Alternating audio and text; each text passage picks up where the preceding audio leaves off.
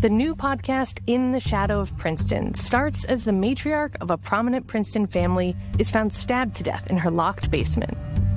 Investigators look from a serial attacker to her family to Princeton University students. One hot-blooded investigator sees a conspiracy. Is he way off base, or does privilege let you get away with murder?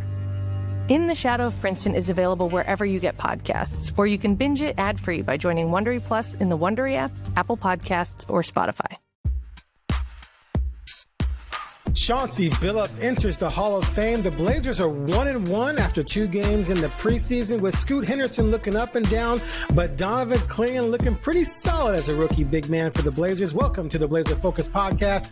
I'm Fentress of The Oregonian and OregonLive, and I'm joined by Craig Birnbach. Craig, you're kind of blacked out from watching these games, right? I mean, they were. I was in Seattle for the first game against the Clippers, and then I got Blazer Vision for the second game on Sunday, but you did some listening, you did some box watching, so you're going to be able to have a take for us or two? Yeah, I didn't listen to all of it on the radio, so my take is all through Travis Demere's eyes, so blame him. That's my boy. Travis said that, he said, according to Travis, he said a lot of the turnovers in the Sacramento game were not forced. They were Sacramento just All right, let's get started. Let's start with Chauncey. Right, Chauncey Billups goes into the Hall of Fame. Well done. Yeah, congratulations. 5-time All-Star, 3 times All-NBA. He's all-defensive team guy, won a championship, Finals MVP, et cetera, et cetera. Mr. Big Shot. Played in an era where he didn't necessarily take a lot of threes, and he didn't shoot that much. He was a true point guard, and he had a shot more often. He would average more points per game than he did, but he did his role and played good defense under Larry Brown, obviously. But anyway, he goes into the Hall of Fame. 16-minute speech. He told us last week he had a 14-minute speech and had to be cut down to 7.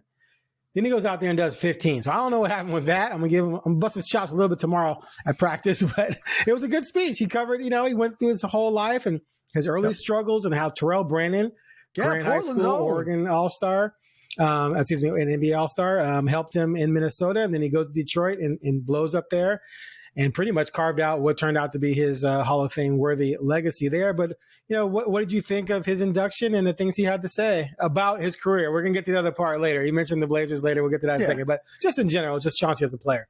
Well, when he spelled it out, it reminded you what we knew but forgot. Like how that the beginning of his career was, it took a while. It took multiple teams. And basically he went to be a backup. And that's where he learned how to be a pro. He gave Sam Mitchell credit, teaching him how to be a professional basketball player. Sam Mitchell played till he was like 107 years old in the NBA, but, had multiple roles in the NBA from a starter to a, bench player. And then Terrell Brandon, and that's obviously a local name to hear that and how, and of course the credit goes, as for his coaching, went to what a lot of players say is the best basketball coach, Larry Brown.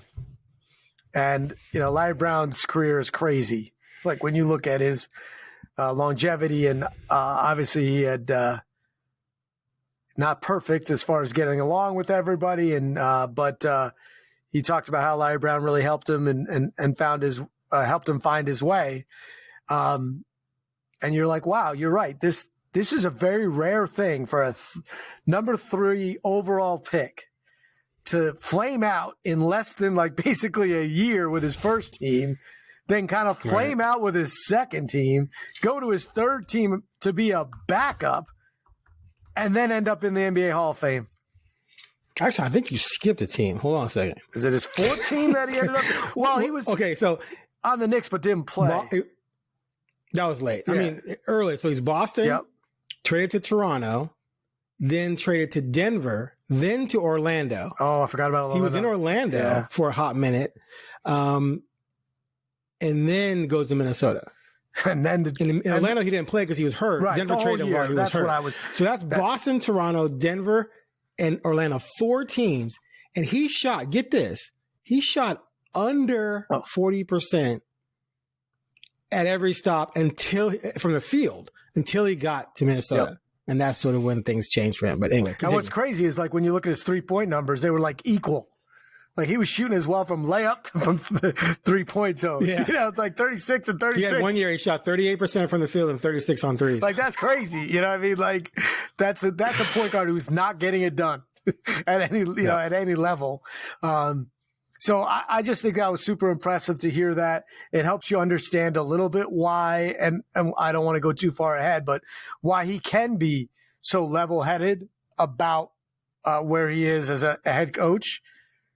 Because it was not just like everything didn't go right. Pure talent. But he also talked about the fact that, his life as far as career wasn't that there weren't that many obstacles. Like he had to navigate some, but not, he was a top high school player, then a top college player in a state where, he grew up and got to be the 3rd overall draft pick. And that was almost the first time that he wasn't successful. Right. But, I was trying to think of someone else that was similar, a top 5 pick that took that long and then ended up in the Hall of Fame. And I don't know. And I don't think it happens in the modern NBA. Like the patience level, he's already playing in Europe somewhere.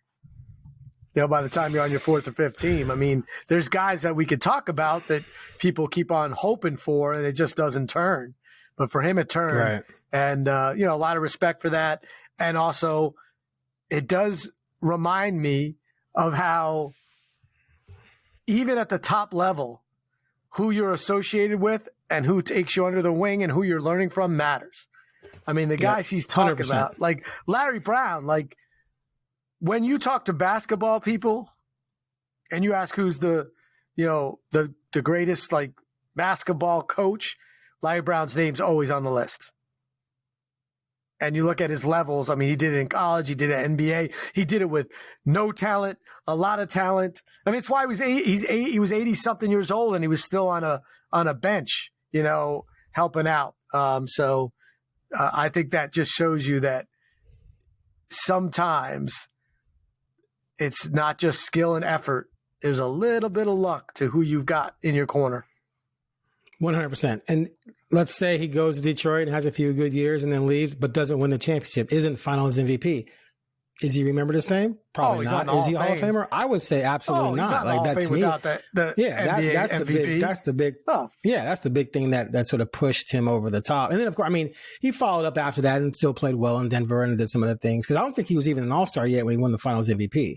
So at that point, he's Iguodala, right? Was it not ML Carr? Who was the one who got it? So who got the MVP?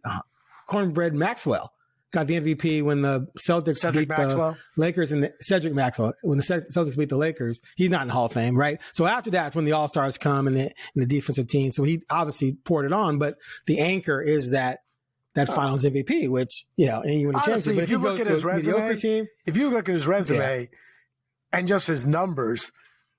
And take that out, you're like, huh? Yeah, but that's the pro basketball. That's the basketball Hall of Fame. There's a lot of guys in the basketball Hall of Fame. And there's guys last night. You cannot compare. It is the exact opposite of baseball. In baseball, you got to have the numbers because it's just a number-driven sport. In basketball, you can be forgiven. I mean, I'm still amazed Tony Kukoc is in there, even though some of that's is overseas stuff. But even then, he wasn't that great. He was only there for a few years. Anyway. But right, and I think that Chauncey Billups is. I thought you were about to challenge me. Look. Yeah. I'm mad at the Baseball Hall of Fame because to me it was the only true Hall of Fame. And with this whole steroids thing where people pick and choose who they think used and who they didn't, it bothers me because it's not the same because some of the right guys are not in it. The Basketball Hall of Fame is the Basketball Hall of Fame. It's not the NBA Hall of Fame. So it's all so confusing anyway because Christian Laettner's a Hall of Famer. Because he's one of the greatest college basketball players of all time. You know what I mean? Like, so they gotta wing that. They gotta wing that thing, man. They gotta have an NBA wing. I don't like it. And a women's wing and a college wing. It's just bizarre. But like, I knew. Where do you do the math on guys? 2 years ago when I talked to Billups about this, I said, dude, Maurice Cheeks is in. There's no way you're not going to get it. Right. Maurice Cheeks was a 4-time All-Star. Okay. Great defender. Yeah. Great. Huge part of that team. But even his time in Philly, he averaged 12 points a game, right? 12 points and 7 assists. That's like hitting 245 with 13 home runs, right? But you're playing some good Gold Glove defense maybe, right? If he got in, there's no way Chauncey couldn't get in because Chauncey has more All-Stars and he has a Finals MVP, right? Which to me, right. And when Mochik's won, it wasn't him. There's Moses Malone. Well, yeah, he was the third or fourth option. Yeah, fall, baby, yeah. Like Moses Malone. A fourth option because they had Andrew Toney. Yeah. Andrew Toney was the third option. Yeah, fall. Exactly. I'm just saying, like, anyway, that guy was the monster. But that's a whole different debate. Chauncey got in. Chauncey was an NBA Finals MVP, and Chauncey Billups took a career that looked like it was going to end with a bust. A top 3 bust, and turned his career into where we're debating whether or not he should be in the Hall of Fame, right? Like, right. So good for you. He's already won, and he's in the Hall of Fame. So congrats, and good speech. And I liked, it's good because that's the time when someone tells you who impacted them the most. Because they, like you said, they told him 7 minutes. He went long. But you really got to pick and choose. But everyone went about that long. So maybe he got the timing wrong. Off. Time's wrong. But here's another thing and I think people do this in basketball, is they take into account the era. Because had he played in today's era and had the green light to shoot, he averages more than 16, 17, 18. He's averaging more like 22, 23, 24 because he's going to take more shots. I was looking back at some of his biggest series he played in. He played in a series. Gosh, I can't remember who it was against now, but like games were decided. It was Indiana, I think. It was like games were like 79, 75, right. In the series. Right. So Detroit tried to really, shrink the game. And so that's going to obviously impact your points. Regardless, definitely deserving of being in the Hall of Fame. Now, later in the speech, he said he thanked Jody Allen for giving her a chance, to coach the Blazers. And he said how his coaching career has started out sort of like his playing career did, but he expects to win at some point, as he finally did as a player. The big key there is not immediately.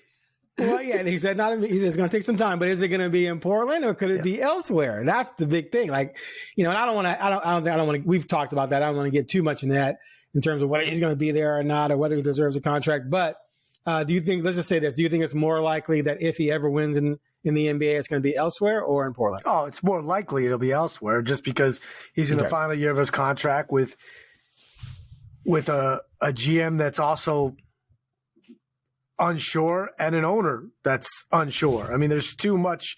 I mean, if you're going to do odds or betting, I would bet it's going to be somewhere else. It doesn't mean it's going to be, but right. I mean, when you're in the final year of your contract, and we use the term lame duck, and they haven't extended you, and they probably haven't extended you because the ownership isn't going to allow the GM to extend you because they're not sure if that guy is long term. And if there's a new GM, he's going to want his own. He or she might want their own coach, right? And if they're going to sell the team, which could happen whenever, owners are going to want their own people. So. And when it's a two-way street. I've said this over and over again, is that when his contract's up, he could go somewhere else if he wants to. It's not just do the Blazers want him. It's does Chauncey Billups want the Blazers? He didn't. Yeah, because this time he'll be able to leave this time. Yeah. Oh, yeah, he won't be on the contract. So, yeah, he can do whatever he wants. And we know that he is highly respected on multiple levels, from the broadcasting booth to the GM booth to the coaching booth, and he did not take this job as a developmental job. No, he took it to coach another Hall of Fame point guard. All right. Speaking of Hall of Fame point guards, future Hall of Famers potential, a future potential. So Chauncey struggled early. Scoot struggled early, albeit just really one season. But the preseason started, and I'm going to be honest with you, all I care about in the preseason, really, and especially with Shaden and Ant out, is, see some evidence that Scoot has improved and sort of watch Donovan Clingan and see what he does. So let's start with Scoot. Horrible first game. He had 2 turnovers in the first minute. Same thing. In the first minute. 2 turnovers. He shot 4 of 16. He shot 1 of 6, I think, on 3, 7 turnovers. It was all the greatest hits from the worst performances he had last year, right? But Chauncey sort of said, look, he was kind of jacked up for this game. He probably was a little overzealous. He's been looking much better than that in practice. I believe that, but still, I hope for his sake that doesn't, those types of performances don't happen often. Now he comes back against the Kings, plays much better. 17 points, 7 assists, only 2 turnovers, or 1 turnover maybe. I'll look it up here. And shot better, not great, 5 of 13, but he controlled the game better. 2 steals, 1 turnover. It was 1 turnover, and played better. So after 2 games, what do we make of this? Like, is it just another mixed bag with him? With it's going to be mostly just mediocre, or did you think there were any signs that showed, okay, he's going to turn the corner?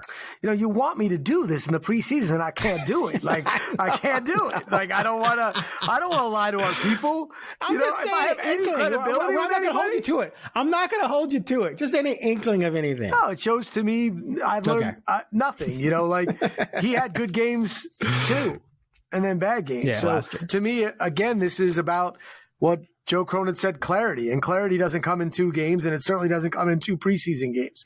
I don't like the fact that, he again shot terribly. He doesn't look like, I didn't see it, but from what you hear and look at the numbers, in the first 2 games, I'm not like, oh, he solved it. He can shoot now. And it's not like his misses didn't look like, oh, he just missed, or wow, his shooting stroke is really money. He just had it off. Like, there was nothing in the 2 games. And I was at the game against the Clippers where you were like, okay, yeah, that's a different guy. Again, early preseason, but I'm going to give him obviously a lot of time, but I want to see it so badly. Yeah. Cause I want him to do well. It makes the team interesting. If he is really good and fun to watch and exciting, and it's what, it's what the Blazers need. And so I'm with you. The first game, listening on the radio, it was not good, and the numbers were terrible. And then the numbers in the second game, we're not going to lie to the people, Sacramento played horrible. They shot 5 of 29 on threes, was it something like that? And they had 762 turnovers. So it was only 727. I mean, they had 20. I mean, they turned the ball over 26 times, and it was like 27 actually. 27 times, but it was like in bunches. You're like, listen, you're like, oh, they threw it again. Oh, and so, but and I can't imagine that was all Blazers. But they played their starters, they all played 28 plus minutes. So it's not like they were playing against just garbage. They played them. They just didn't play well. So, I mean, Sabonis had 5 turnovers. When your center has 5 turnovers, that is not good. That's really, really bad. And he's a great player. So, you'd rather win them than lose them. When you win by a lot, I mean, they won by 20 points and they were up like 30. So good for them. But I'm not walking away. What I'm walking away with Clingan is that he's not afraid. He played against big, powerful people because even Alex Len's he's not outstanding, but he's an NBA center and he's big. He's a big dude. And Clingan clearly is not afraid. And, got a double-double in a very short period of time, got 10 and 10. So that's, to me, that's nice. That's what you want. That's what you want from the guy when he's just starting to play.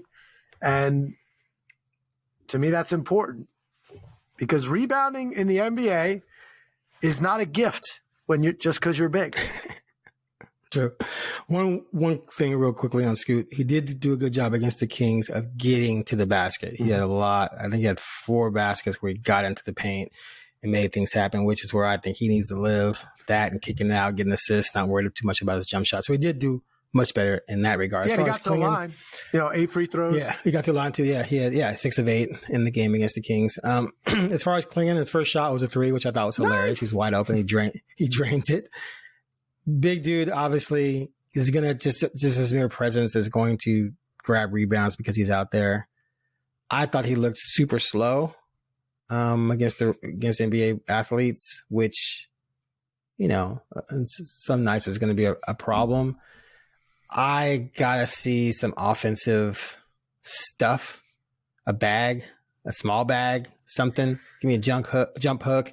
Give me a baseline jumper. Give me something besides the dunk and the occasional three. But, he's young, right? I'm not saying I have to see that this week or anything like that. That bag is small. But over time, you want to see that develop. It's funny to me because you and I grew up in an era where big men, the best big men were really skilled with the ball around the basket and can do things. And it's fascinating to me. And of course, being that tall and having that kind of skill is rare, which is why elite centers are rare. But it's just mesmerizing to me that there's so many big, tall athletes running around who just around the basket can't give you a baby jump hook, can't give you a Kevin McHale, can't give you, just be money in doing that. So I just want to see him develop that. But I like the aggression. I like the fact that he goes after rebounds. Billups talked about after the Clippers game that he wanted to see him do a better job of not letting his hands drop. He says his hands are dropping too much. He wants them up, ready to play defense, ready to be a wall, which he acknowledged after the game that, yes, he needs to do a better job of that, to just understand his role is to be a wall, right? Yep. To impede shots. And if he does that, then your rim protection improves, and then your defense is going to improve, even if it's just 20 minutes a night from this kid, right? So first 2 games, positive signs, no doubt. He's a kid, right? He should be a junior in college. He started full-time once in college. So long, runway for him to prove himself, but I like the signs so far. Just give me some offense down the line. Yeah, I think you're gonna have to let that go for a while because he didn't have that in college. What I mean? How hard is that though? He's 7'2". He catches it. He makes one step. He does a little fadeaway. No one's blocking it. Yeah, come on. It's hard. Apparently, it's really hard because they don't, like you said, they don't have it. And it takes time to develop it, and it also takes individual coaching for that, which you get in the NBA. I developed it on Nerf hoops. Hoops. Me too, man. I was a big man on Nerf hoops. Even at 4'8", I was dunking, the Nerf hoops. You were a man in the paint. Huh? I wasn't afraid. But, I was memorizing the Bernard King turnaround from the corner, which was awesome. And then, but that's what, Patrick Ewing with the turnaround, like that was a guy who had no offense in college other than complete, total physical domination. And the big question mark is, could Patrick Ewing score in the NBA? And he ended up being one of the, the greatest ever, but it wasn't in, day one. And Akeem, obviously the bag that he had, guys that we're talking about, and Bill Cartwright for your teams had just wonderful. Yeah. I don't know why he shot from the top of 7'2", but yeah, it's a different game though. And there just aren't NBA centers that are coming into this league and developing that low post moves because the league's all about dunking and hitting threes, you can zone changes the world. You know what I mean? Like you couldn't play zone when those guys were there. So double teaming was a big risk. So it changed. The game has changed, but to me, it's the defensive end because you talk about hands down, like some of that's being in shape, and there's a difference between college shape and NBA shape because when you're as big as he is, you could just take a few seconds here and there, and that 6'7" center is not going to do anything, and you can recover and block it. Your hands are down in the NBA, and you're a big man. You have just been called for a foul. Like it's over. Like they see your hands, they're going to run right into you, and there's going to be a foul every time. So he's going to have to learn that. I mean, he's talked about getting his wind and knowing that he's got to be in better shape. And it's hard for those big dudes. Like their bodies at 20. I don't know what that's like, but to get that tall, it takes a little while to get control of what that kind of size and get wind. And in the NBA, that's why that athletically they're just so superior. It's such an amazing thing to see. That's where like dominating will teach him. Like he's probably killing him in practice for getting up and down the court because that guy's just an amazing athlete that's done this for a while. So. But yeah, I think you're gonna have to let it go a little bit, and maybe here and there you'll see a offensive move. And but I'm with you on the hook. I don't know why. I mean, I feel like it's unblockable. Like, when you're 7'2", you're kind of throwing it downward. It feels on Nerf it was easy for to throw it down like from there. So I don't know. I could palm the Nerf and everything. Make 100 a day, and you'll become good at it. I just can't see how you can at 7'2". All right, let's touch on some other guys real quick. Hey, Jabari Walker said he wanted to work on his shooting. He was 3 of 3 from 3-point range against the Kings. So far this season, he is 7 of 13 in preseason, shooting over 50%. So he's off to a good start. Dude was plus 27. I'm just saying, plus 27, baby. That's pretty good. Chris Murray, 2 for 5 against the Kings, 1 of 3 on threes in the previous game against the Clippers. He started in place of Ant, and Ant was out, and he started in place of Ant. But he didn't start when Denny came back. So who he started in place of doesn't really matter. He started 4-7 from the field, 1 of 2 on threes. So he showed something again. It's just preseason. Toumani Camara lit up the first game, 19 points, 9 rebounds, 5 of 9 from the field. If that guy figures out how to shoot, that would be huge for this franchise, not just him. 13 points and just 1 rebound against the Kings, but 4 or 5 from the field. So he's off to a good start offensively. Denny Avdia. Is that how you say it? Avdia. That's it, right? Avdia, but I don't know. Call him Denny. Avdia. Is the V silent? I think so. No, it's like a no, it's Avdia. It's like Avdia. It's like a Avdia. All right. He sat out the first game for personal reasons, and then was 2 for 8, 1 of 4 on threes, 5 rebounds, 5 points. So here's something for you. You ready? This is a stat of the first 2 games. Hit it.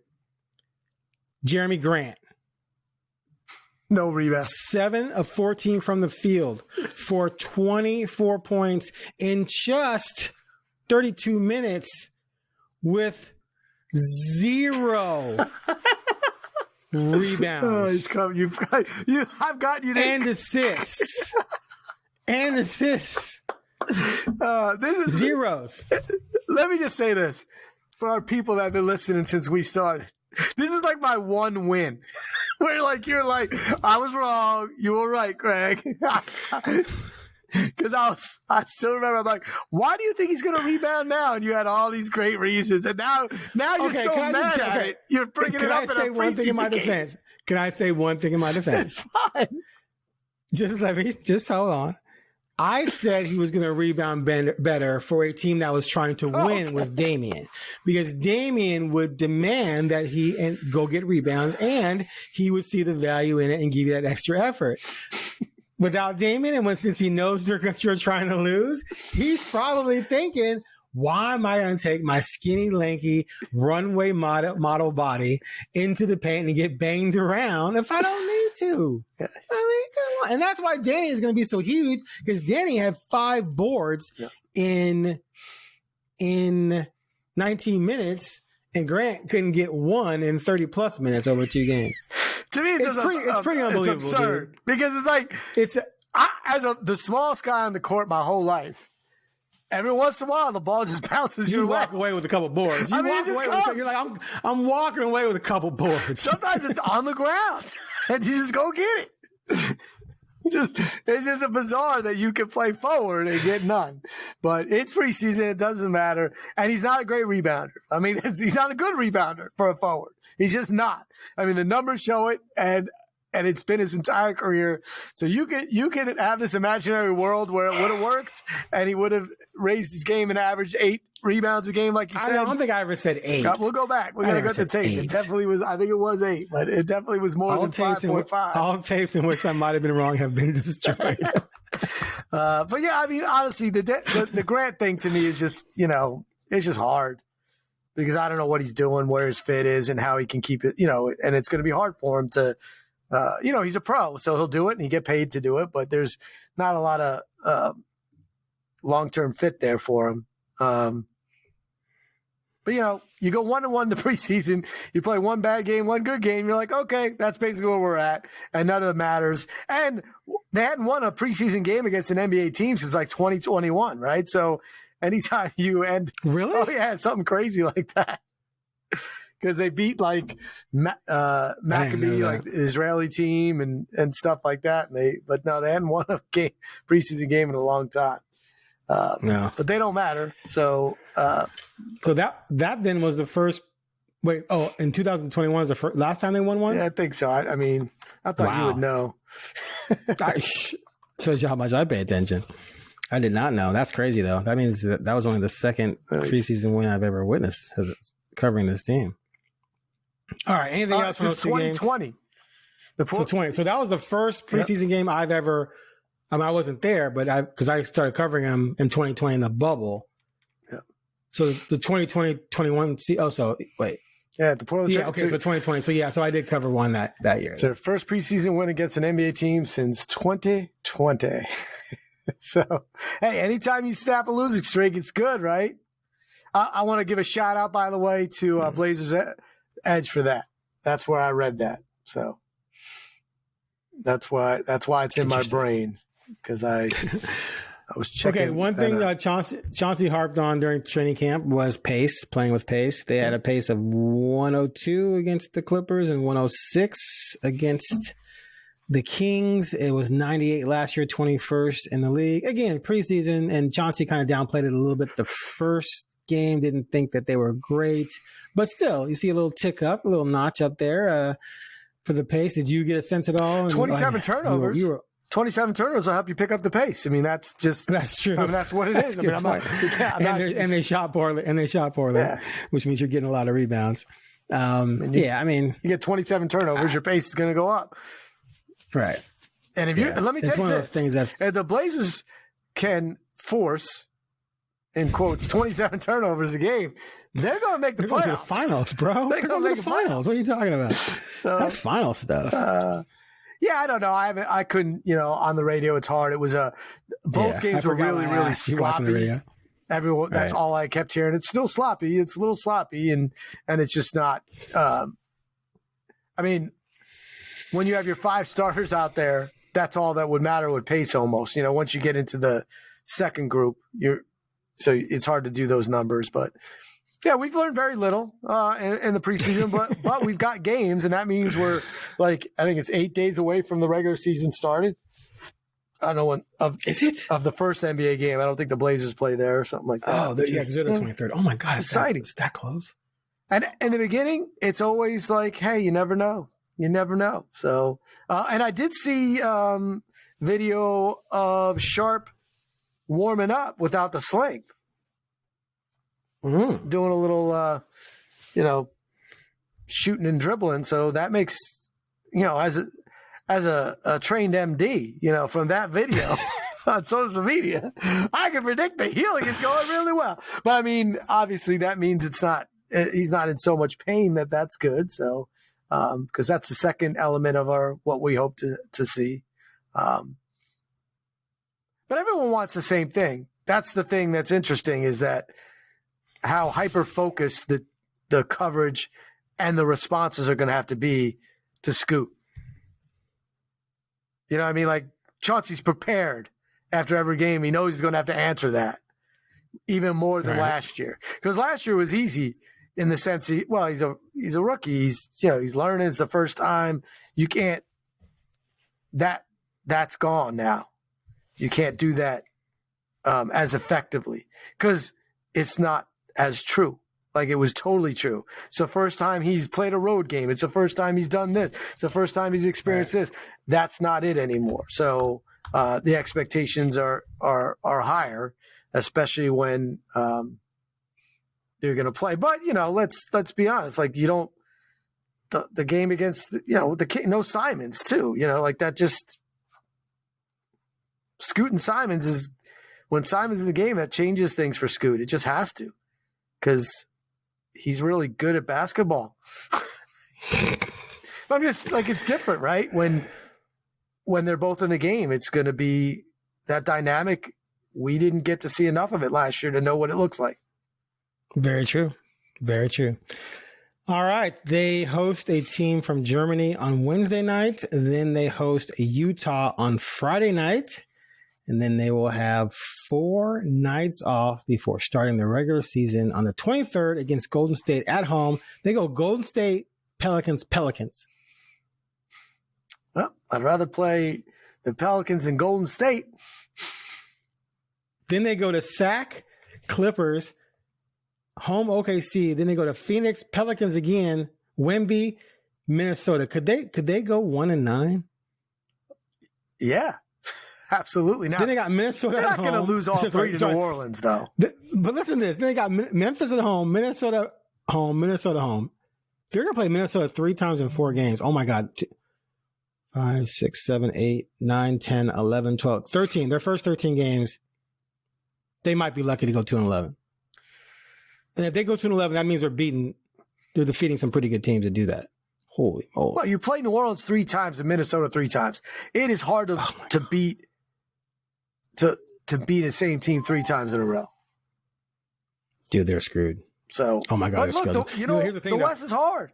It is hard. When you look at the schedule, every team looks like, oh my God, because the team you're looking at is one of the worst teams in basketball. Yeah, I mean, who are you going to be like, oh. Every game looks like a loss. When do they play Charlotte? It's like, the Wizards, when do they go east to play the Wizards, Exactly. But there's,